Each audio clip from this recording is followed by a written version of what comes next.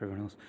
Good morning, everybody. On behalf of the family, I would like to welcome you this morning to this memorial service for Janiene Margaret Johnston. My name is Philip. I am Janiene's son-in-law and Gail's husband.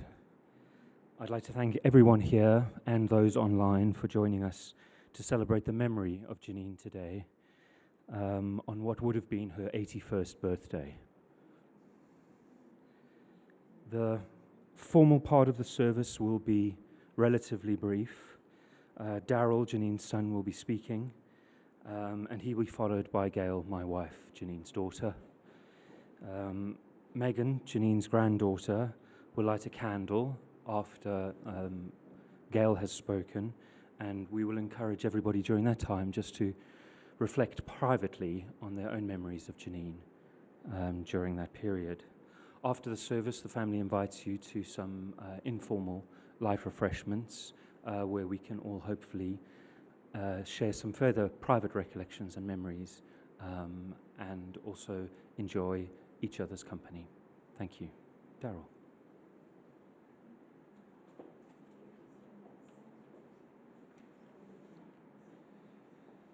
Thank you, Phil, for the welcoming and the introductions. Thank you, everybody, for being here this morning, and again, to those people online that are joining us, thank you for taking the time and just spending time with us, remembering Janiene. To most, she was known as Janiene, albeit in different ways, but not always, and I will get to that just now. To her parents, George, known in our family as Pop, and Eileen, she was Janiene, their only daughter, the last born of 3 siblings. To her brothers, Jimmy and George, she was Janiene, their baby sister. Although it didn't deter the typical sibling teasing, despite the age gaps of 10 and 6 years, and Mom would from time to time talk about this and tell us of the sibling teasing and rivalry that went on. To Dave, she was Janiene, his steadfast wife, for an incredible 69 years. From a chance meeting at Delville Swimming Pool in Johnston, to courting and then marrying, they settled in Kempton Park, where of course they had 2 wonderful children. Their journey together spanned trips to a number of countries, and later moves to Pretoria, and then here to Benoni, to Eden Village, that they loved so much. To Gail and I, though, she wasn't Janiene. She was Mom, Ma, Mumsy, Little Mum, and the M in M&P, which was our collective abbreviation for Mom and Pops. She took care of us, taught us, encouraged us, and supported us. And in 1996 and 1999, she also became Mom to Jeanette and Phil. She was Auntie Janiene to our Nicholson cousins, Margaret, James, Dermot, Brett, and Craig.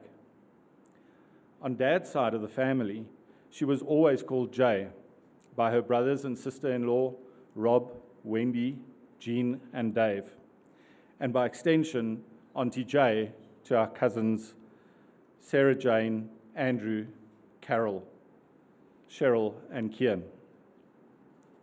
In 2000 and 2002, her 2 grandchildren, Sean and Megan, arrived.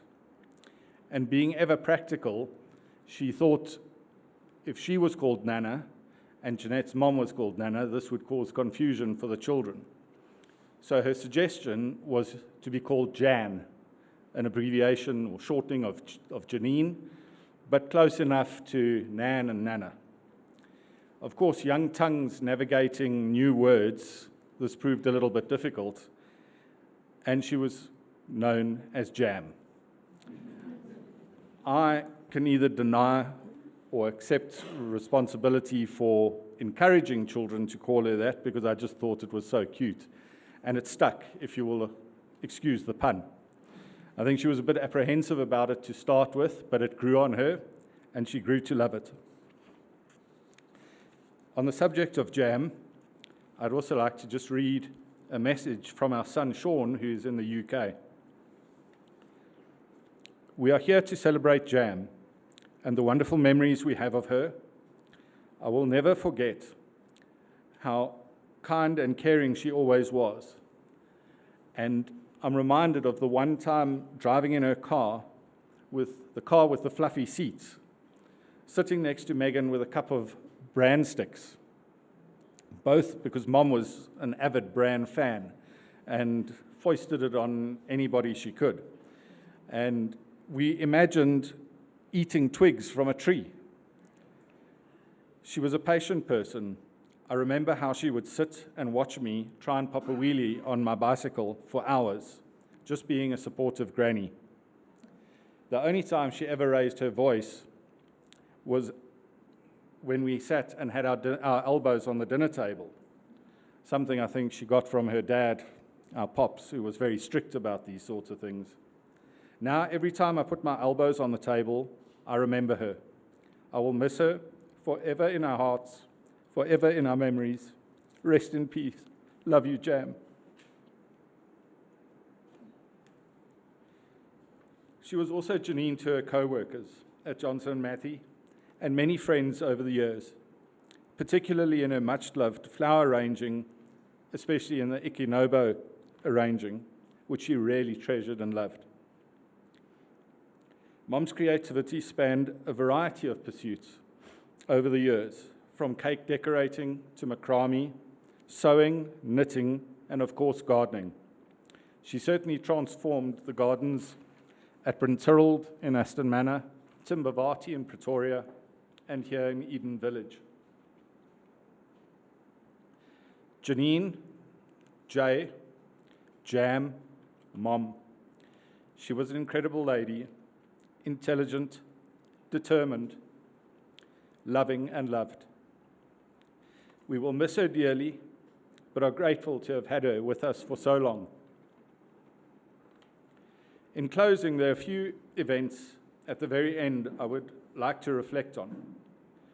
I'm by no means superstitious, nor do I believe in omens, but these rather are appropriate coincidences, I believe, that bear symbolism. On Sunday, the 8th of September, as Gail and I headed eastward along the M2 and wound our way onto the N12, heading towards Benoni, from visiting Mom, we watched the unfolding spectacle of the lunar eclipse and the blood moon as the Earth passed between the sun and the moon. On Wednesday, 10 September, Jeanette sent me a WhatsApp message checking up on how I was doing as Mom's care was being de-escalated. She sent it at 7 minutes past 3, the exact time of Mom's passing. I only saw it half an hour later. By then, Jeanette had sent a subsequent message, a video clip of a lone fish eagle flying directly above our house.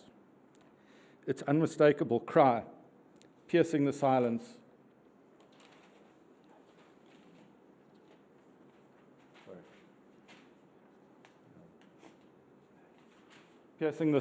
of the nature reserve below that we border on. She has come to say goodbye, were Jeanette's words. Poignant indeed. On Thursday, 18 September, the day of Mom's cremation, Jeanette saw and recorded a lone fish eagle again flying close by to the house, its iconic cry ringing in the river valley below. In future lunar eclipses, blood moons, and sightings of lone fish eagles, they will each provide a special way to remember Janiene.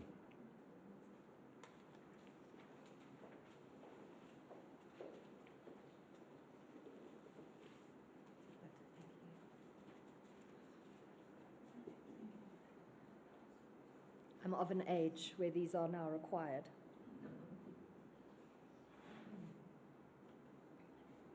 Thank you, Darryl. Thank you all for being here today. Those who are able to join us here in person, for the family and friends joining online in Cape Town, the UK and the US, and of course we think about Dad. Mom liked nothing more than to be surrounded by family and friends. It brought her great joy, and I think she would be very moved by all of you being here today,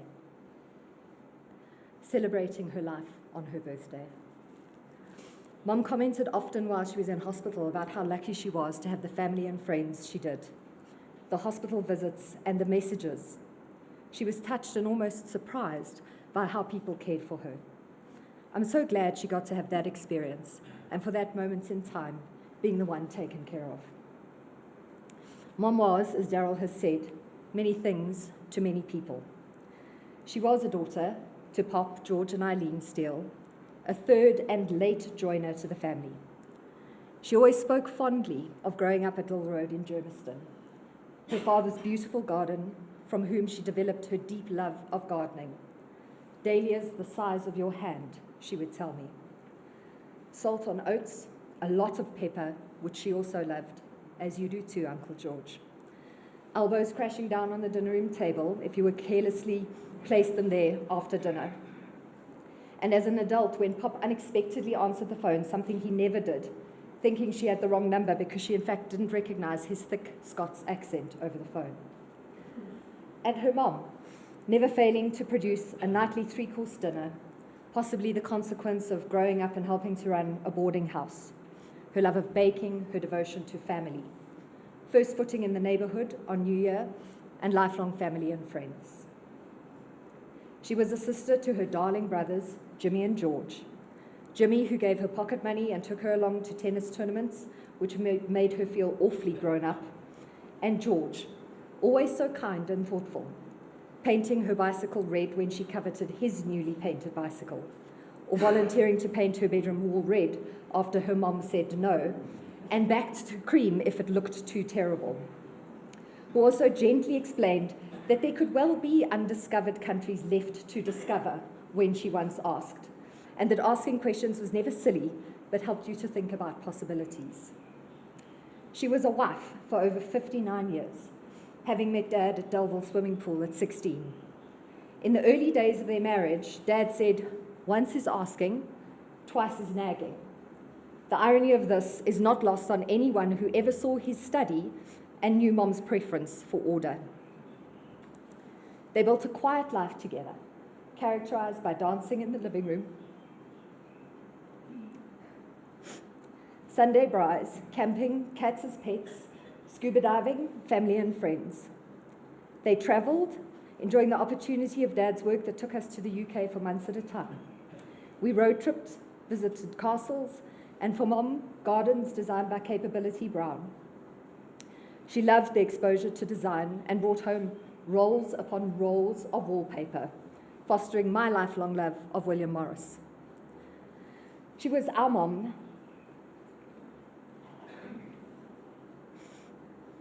She was the witness to our lives.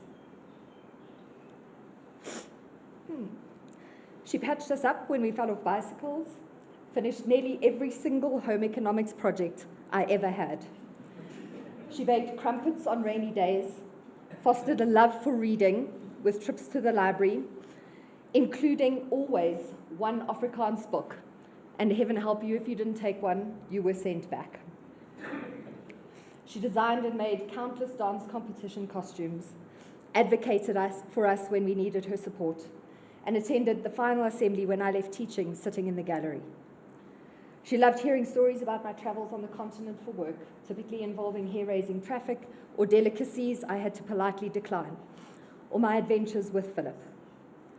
Always supportive, always proud. She showed us what kindness, loyalty, determination, and resilience looked like. She was jammed to Sean and Meg's, the grandchildren she adored. She loved her time in Pretoria for the proximity it provided to attending grandparents' days and fetching you from school. Watching you grow and seeing your interests develop brought her much joy and sometimes amusement. Sean's cooking and the image of him chopping onions with swimming goggles on was one of her favorites. And tiny Megan calling Freckles Brookie.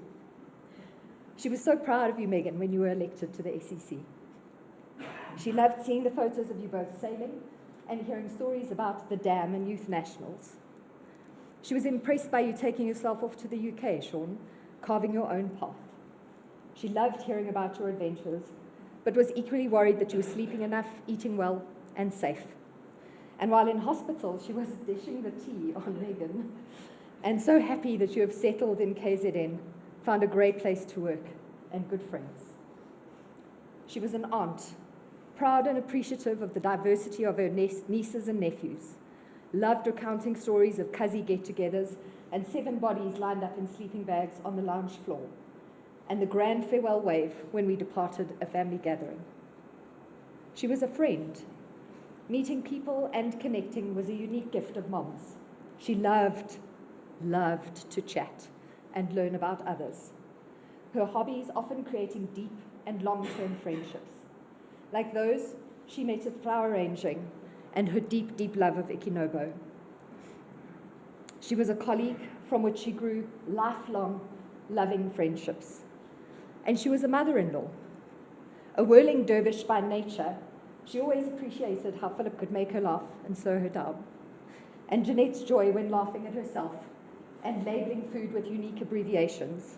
I think here particularly of butt soup. She was a gardener, passionate about creating beautiful spaces, sharing her plants and her knowledge. As Pat said the other day, you would pull up a weed and Janiene would quickly point out that it was not. Share the name, most likely and often followed by the Latin botanical name. She has cuttings taken from Jimmy's garden that have travelled to number 36, Pretoria, and now Eden Village. She loved nothing more than growing her own vegetables and a stroll in the garden, pointing out new growth, new plants, and new plans. But when I think about who Mom was, I come back to this idea that she was a maker. She made a family and a home. She made beautiful gardens. She made flower arrangements, knitted countless jerseys. The sound of her knitting machine still echoes in my mind, although I think that might be the trauma of wearing homemade school jerseys. She made macrame hangers, made beautiful fondant flowers and iced cakes. She made friends and made people feel welcome and valuable. She made curtains and dresses, Christmas wreaths, mince pies, and shortbread. And I've come to realize and appreciate that it was through making that Mom showed her care and love for others. When she was making a wedding cake or a bridesmaid's dress, dance competition, costumes, or brandy tart, she was saying, "I love you." When she hosted Christmas lunch, making turkey, sausages, salads, and puddings, she was saying, "I love you." When she was making Cornish pasties and fridge puddings, dozens of meringues for Christmas, flower arrangements, or spaghetti bolognese for dinner, she was saying, "I love you." You were neatly you, my Mom, and we will love and miss you forever.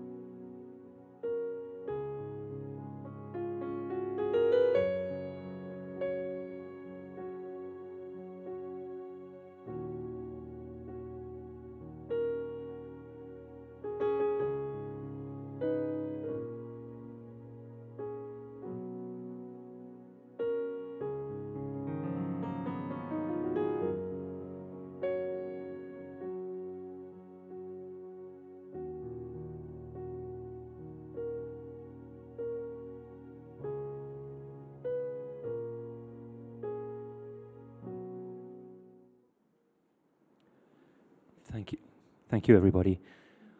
I think that concludes the formal piece of today, and we'd like to invite you around the back just to join us for some light refreshments. Thank you very much.